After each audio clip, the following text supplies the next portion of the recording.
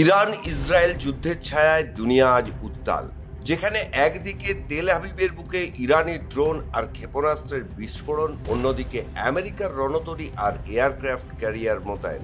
এই যুদ্ধে আমেরিকার প্রত্যক্ষ ও পরোক্ষ পদক্ষেপ গোটা বিশ্ব রাজনীতিকে কোথায় দাঁড় করাবে তাই নিয়েই জল্পনা এখন তুঙ্গে।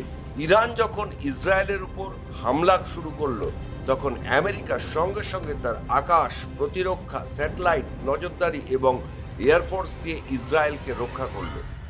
ড্রোন ও ক্ষেপণাস্ত্র নামানোর ক্ষেত্রেও আমেরিকার টেকনোলজি নির্ভরতা বিশ্বকে দেখিয়ে দিল পশ্চিমী মিলিটারি অ্যালায়েন্স এখনও কতটা শক্তিশালী। এই যুদ্ধের জেরে মধ্যপ্রাচ্যের তেল সরবরাহের আশঙ্কা তৈরি হয়েছে। তেলের দাম লাফিয়ে লাফিয়ে বাড়ছে, ডলার শক্তিশালী হচ্ছে, কারণ আতঙ্কে বহু দেশ তাদের রিজার্ভ ডলারে পরিবর্তিত করছে। অন্যদিকে আমেরিকা মধ্যপ্রাচ্যের নতুন অস্ত্র বিক্রি করারও সুযোগ নিচ্ছে। যুদ্ধের কুয়াশার আড়ালে আমেরিকার প্রতিরক্ষা শিল্পের রমরমা ব্যাপার উঠে আসছে। রাশিয়া প্রকাশ্যে ইসরায়েলকে নিন্দা করেছে, ইরানকে সমর্থন জানিয়েছে, কিন্তু সরাসরি যুদ্ধে জড়াচ্ছে না, বরং সিরিয়ার মাধ্যমে পরোক্ষ প্রভাব বিস্তারেই রাশিয়া এখন ব্যস্ত। চীন যুদ্ধ থামাতে কূটনৈতিক প্রচেষ্টা দেখালেও আসলে নিজেদের তেল সরবরাহ ও ব্যবসায়িক স্বার্থ রক্ষাতেই ব্যস্ত। বেইজিং চাইছে যুদ্ধ দীর্ঘস্থায়ী না হোক, কারণ এতে তাদের বেল্ট অ্যান্ড রোড প্রকল্প হুমকির মুখে পড়তে পারে। বিশ্বজুড়ে তীব্র মন্দার আশঙ্কা তৈরি হয়েছে। তেলের দাম বৃদ্ধিতে জ্বালানির ব্যয় বেড়েছে, খাদ্যশস্য পরিবহনেরও ব্যয়ও আকাশ ছোঁয়া। বিশ্ব অর্থনীতিতে নতুন করে অস্থিরতা দেখা দিয়েছে।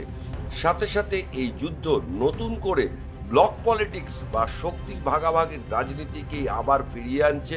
পূর্ব এবং পশ্চিমের মধ্যে শুরু হলো যেন আবার ঠান্ডা লড়াই।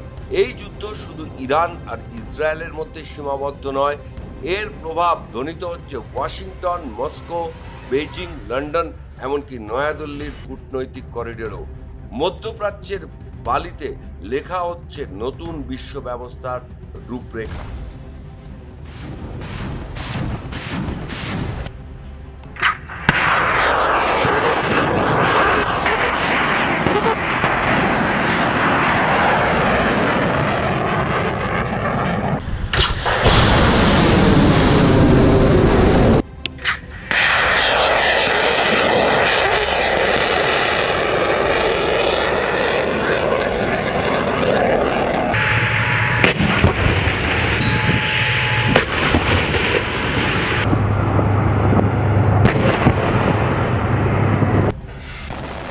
Bureau report, News Poll Bangla.